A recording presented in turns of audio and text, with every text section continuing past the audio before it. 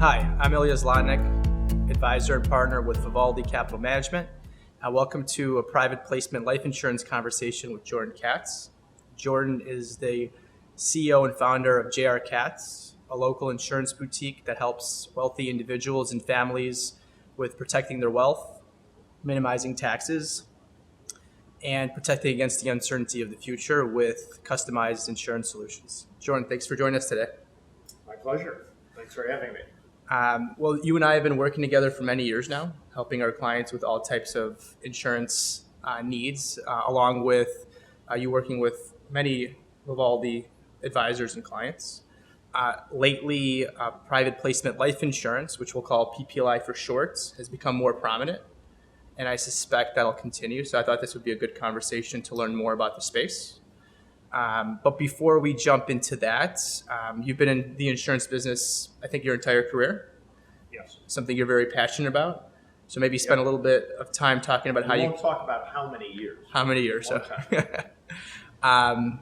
But talk about what got you into the business, what kept you around for so long. Well, background, my family was in the real estate insurance business in Chicago.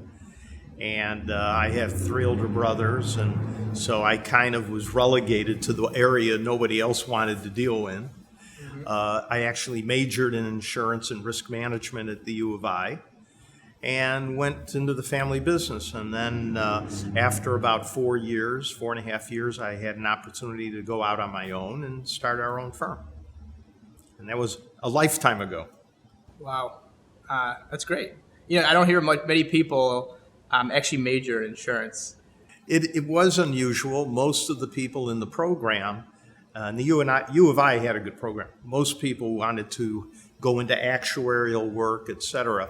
I was somewhat unusual, wanting to be on the client side and marketing and working with clients. That's been a good run. Yeah, it has been. All right, well, let's jump into PPLI. I suspect people that are watching this either aren't familiar with the space, or those that are might not know as much as what we should know that's out there. How do you define PPLI? Good question. Actually, PPLI has been around a long time.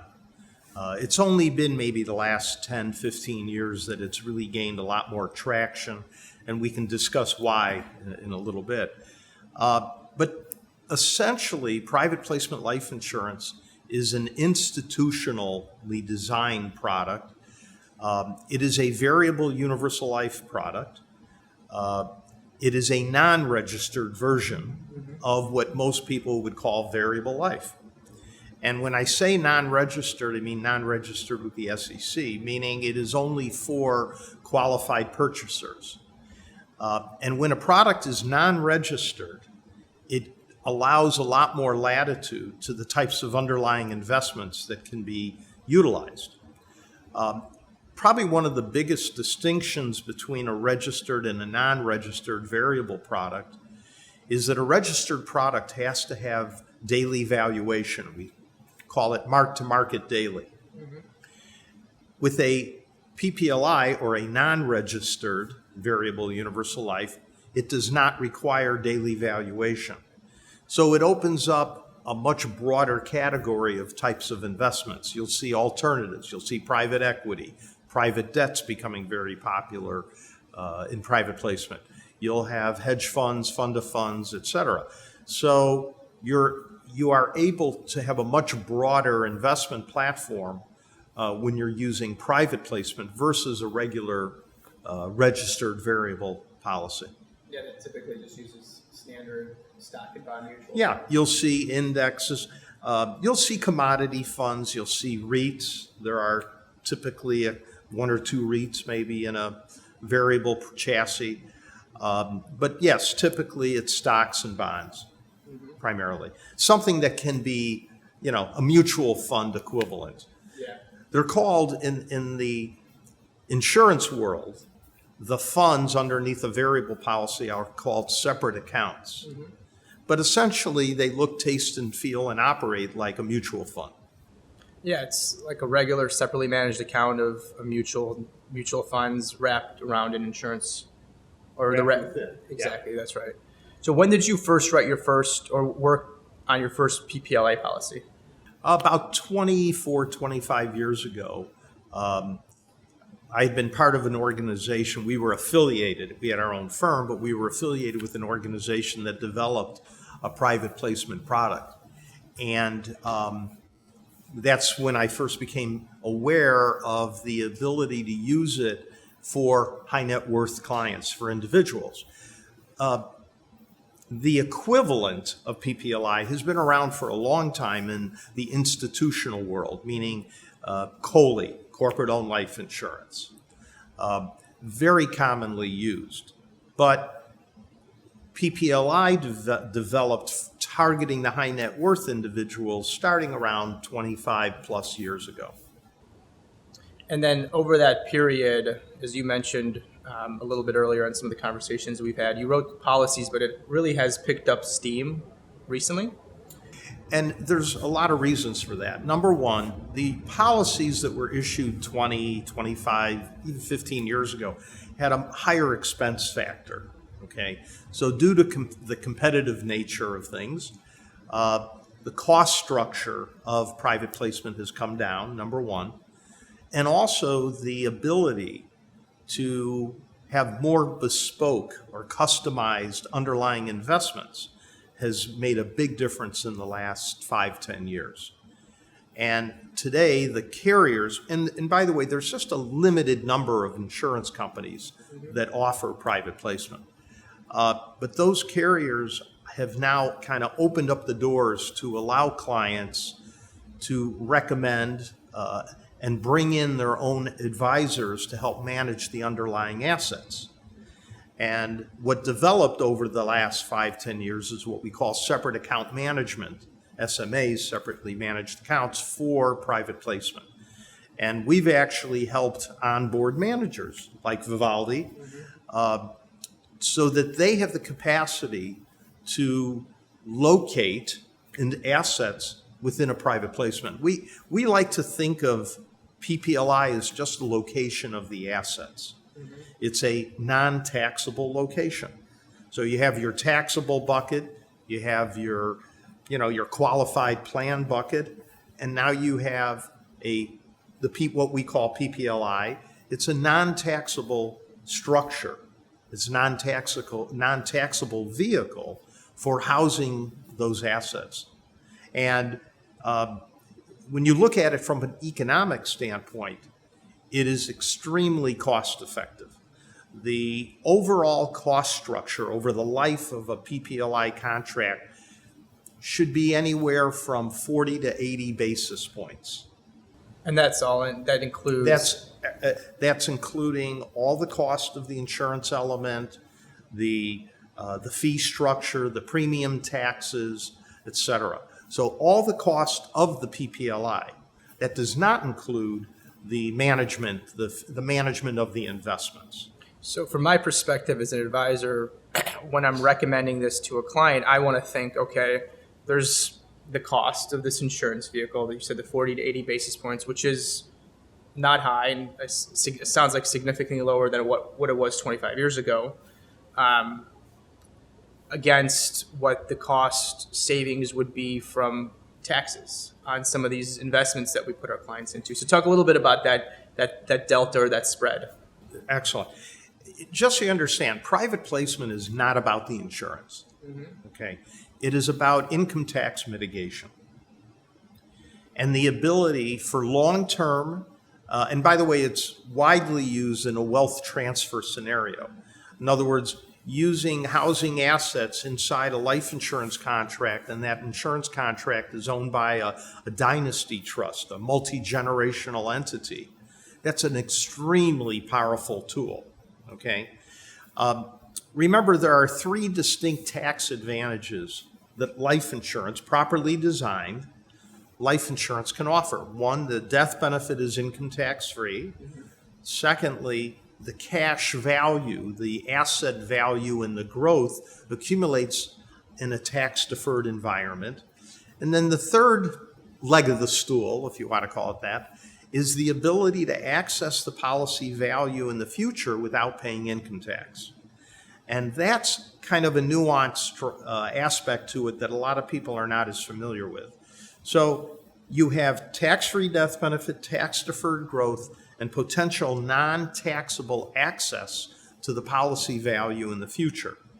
And that tax characteristics, those characteristics are really what drive the use of PPLI. Yeah. So as I think about those three stools, we should dig in a little bit more on each of them. And from my perspective, you mentioned it earlier, PPLI is maybe first and foremost, and correct me if I'm wrong, a tax location tool. So I think about my clients, we build an asset allocation for them. We think, how much do they have in stocks, bonds, hedge funds, private equity, real estate, and other various investments. Some of those are very tax efficient, like equities, if done right, could be very tax efficient. Real estate, if done correctly, could be very tax efficient. But then you have hedge funds, which are notoriously tax inefficient. You have private credit, as you mentioned, notoriously tax inefficient. Maybe even private equity sometimes could be tax inefficient. And for certain clients, a big part of their portfolio is in retirement dollars, right? So we could use those vehicles to put those tax inefficient buckets investments into. But there's certain clients with much larger balance sheets that could never have that much money in qualified investments. And I think that's where PPLI really makes sense. Where do you see kind of the dollar amount of a client's net worth or a family's net worth where it starts to really make sense to use these types of investments? Well, or do you even look at it that way? Well, we do and we don't. Because I think you need to look at it from a pure dollar amount, but you also need to look at it as a percentage of a portfolio. Mm-hmm. So if we have a client that's worth, let's say they're worth $100 million, mm-hmm. the percentage of the portfolio that they might allocate into alternatives, private equity, private debt, hedge funds, et cetera, might be much higher than somebody who's worth 30 million mm-hmm. or 40. So in that sense, it's a function of the percentage of the portfolio. But I think you kind of hit the nail on the head in that we see the majority of the use of private placement is to shelter, to mitigate the income tax effect on those tax inefficient types of assets. You're not going to take municipal bonds and put them inside a private placement. It would be foolish.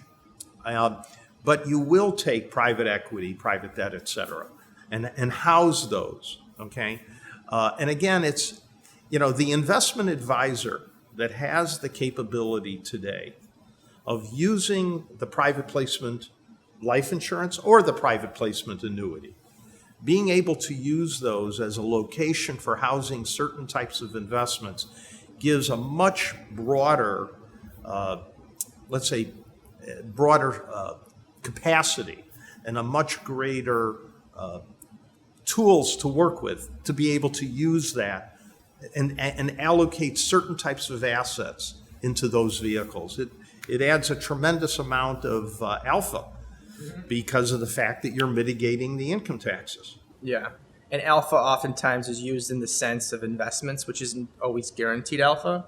But with taxes, you could, with some level of certainty, say that this is guaranteed alpha. Because if you really put numbers to it, and I think about it, okay, let's go back to the cost, 40 to 80 basis points. But let's say I put a hedge fund manager in there that's 100% ordinary income, or a private credit manager that's 100% ordinary income. If you're in the highest tax bracket, depending on what state you're in, you're going to be paying 40 to 50% of that to Uncle Sam. With this type of solution, you're not paying anything. So you're looking at, that's the delta, right? Exactly. I like to use a different example, okay, but you're exactly spot on. And that is the overall slippage. I like to think of it as a percentage of the return. Instead of saying 40 to 80 basis points, let's say that somewhere between 5 to 10, 11% of the return is lost to the slippage of the vehicle. Mm-hmm.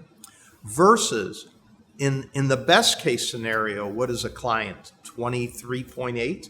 Mm-hmm. Between if everything is long-term capital gain at 20%, you add in the Obamacare, you're looking at 23.8. So you're comparing call it 24% in a good case scenario going to income taxes versus 5 to 10% of the return. Yeah. So you're over time, you're talking a tremendous amount of accumulated savings, tremendous Yeah. tax savings. I've had these conversations with insurance advisors over the years about the potential of using these vehicles and tapping into them throughout your life versus just leaving it as more of a generation type of solution. What are your thoughts on that? Is that something you do? How do you advise clients from that perspective? Well, it depends. See, we always look at it from a holistic standpoint, very similar to the way you work with your clients. You look at it holistically, and that is, who's going to be the owner of this asset? Who is the best party in the familial structure? Who should be the owner? Where should those assets reside? What type of entity? Is it going to be in a dynasty trust? Is the client going to just own the assets themselves? So we have to look at all of that to determine exactly, what types of assets, where the structure, where should it be placed. One of the additional tax benefits of life insurance is that the death benefit of a life insurance contract under Section 101 of the Code is income tax free. But if that's owned if the assets are owned inside a dynasty trust, as you know, multi-generational entities don't get a step up in basis. But the tax-free death benefit of a life insurance contract is effectively like a step up in basis. So we've done analysis just comparing assets owned in a dynasty trust and the loss of the step up in basis and how significant that is over multiple generations versus holding those assets inside a life insurance contract and getting effectively that step up in basis when the insured dies. It's a very powerful advantage. So again, that's a nuance about multi-generational entities owning the private placement. I would say that with all our clients over the years, I would guess half of them, at least, have some type of multi-generational entity being the owner of the insurance contract. People often ask, they say, what's the downside of PPLI or any life insurance, permanent life insurance contract? The downside, the pros and cons, the cons is it requires patient capital.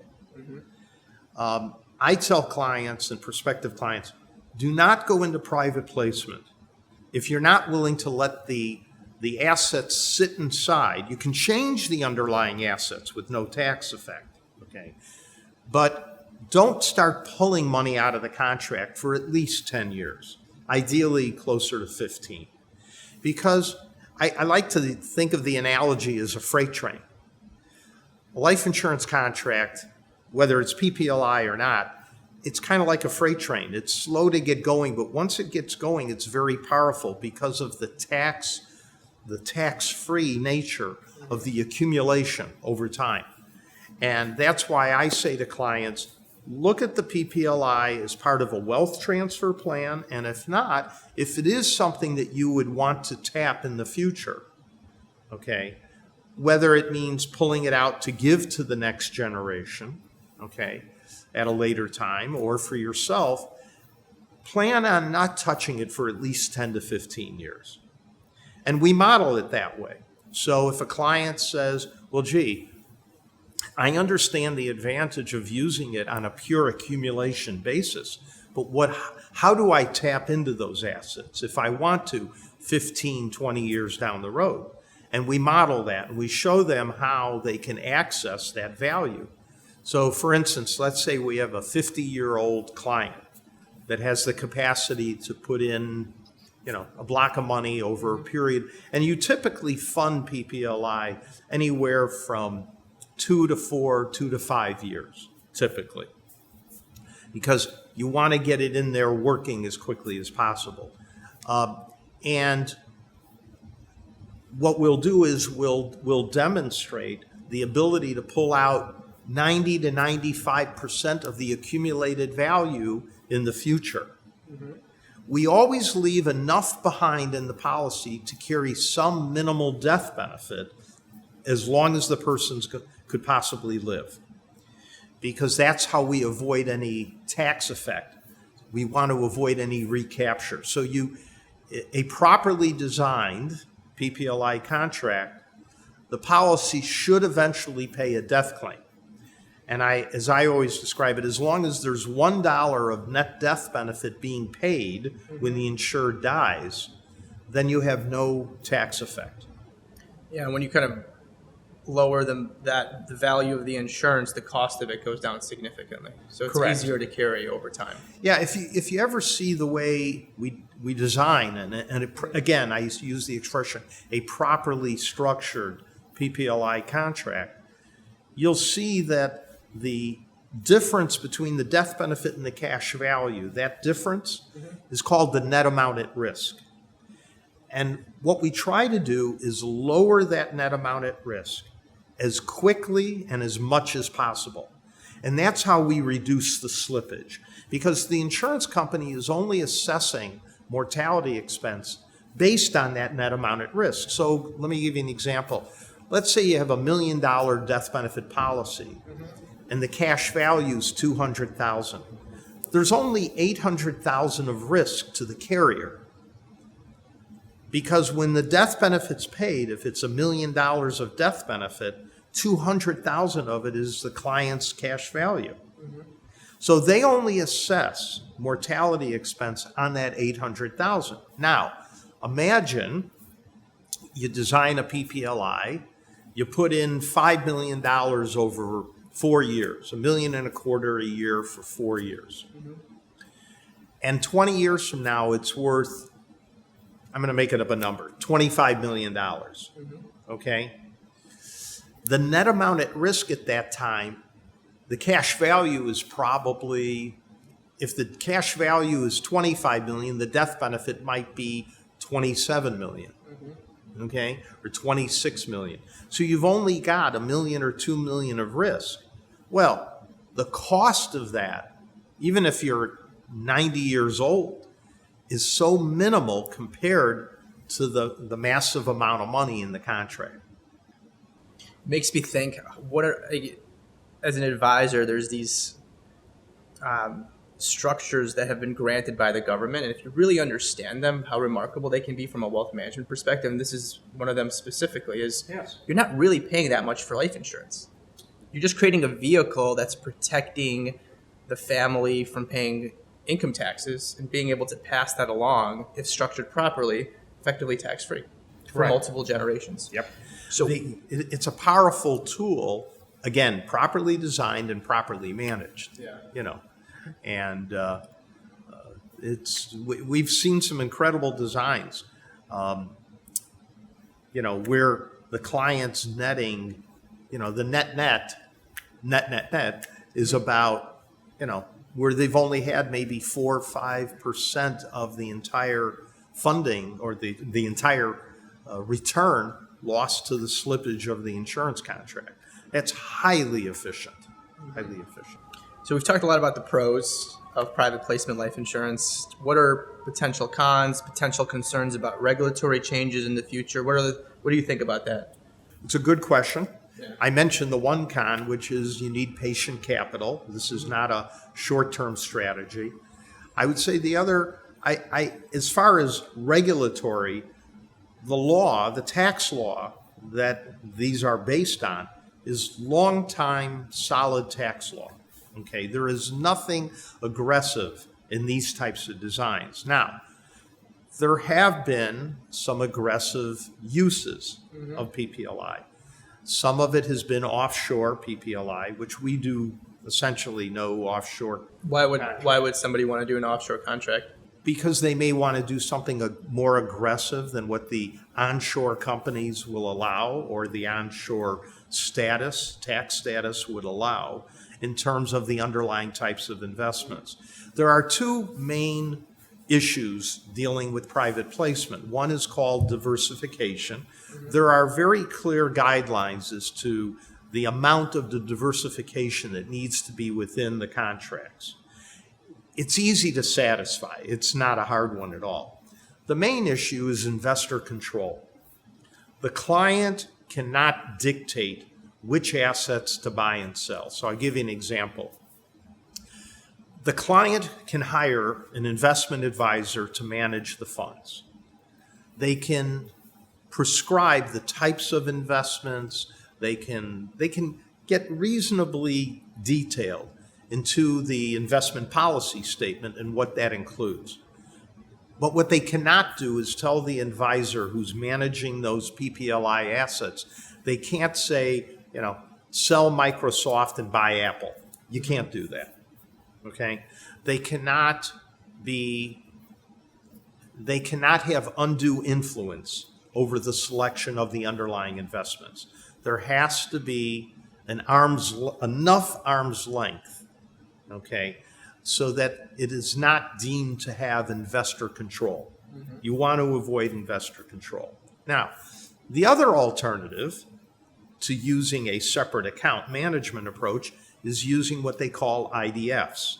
And the insurance companies have established many different IDFs managed by the likes of, Golub, Ares, Millennium, Alkeon, etc. And these are funds. Think of them as mutual funds, mm-hmm. Okay, but of alternative strategies. So that is the other way that the funds can be invested in a PPLI. We see most clients wanting to utilize their own advisor in a separate account program because that advisor has a broader selection, a broader array of investments that they can bring into the private placement. And Sorry for getting a little long-winded. No, it's good to get into the nitty-gritty. That's why we have you here, because you're the expert. I don't know about that. You've been doing it for a while. For a while. We won't mention how long. We won't mention how long. No, but I think that's one of the reasons that we've been able to work together so well, Vivaldi. In your business is, you bring this level of expertise of doing it and understanding the space so well, and the partnerships with insurance carriers. And we bring the expertise of being able to invest in various alternative investments and having a very robust platform where I would say most wealth management firms don't have that capability. Yeah. So it's really an interesting space. We have the right clientele for it. And I think we'll continue to work more and more doing these types of solutions. So outside of PPLI, just kind of as a final note, I'm curious to get your thoughts on the future of insurance. Anything to note, anything that you're excited about, given your experience in the space. Well, I think I've seen the gamut. I've seen the evolution of the industry for a long time, and there was a movement towards guarantees, the importance of underlying guarantees. That's still there. The insurance industry responded well to the need for guarantees and clients wanting more assurance that what they're buying is what they're getting. But we've also seen a lot of growth in the variable type of space because clients want access to the breadth of the market. What makes private placement attractive is the ability not just to invest in stocks and bonds and commodities or whatever, but to also be able to invest in their insurance contract in alternatives. So I think that's probably been one of the, quote, exciting areas we've seen growth in. Yeah, similar trend in wealth management as well. Yeah. And the other thing I'd say is that we've seen a lot of interest in maximizing wealth transfer, using insurance vehicles for long-term wealth transfer, multi-generational type planning. We've seen a lot of use of that. Yeah, that'll likely continue. That will likely continue, yes. Well, I appreciate your time, Jordan. It's been a lot of fun. Thanks for having me. Yeah, you as well. Talk to you soon. Take care.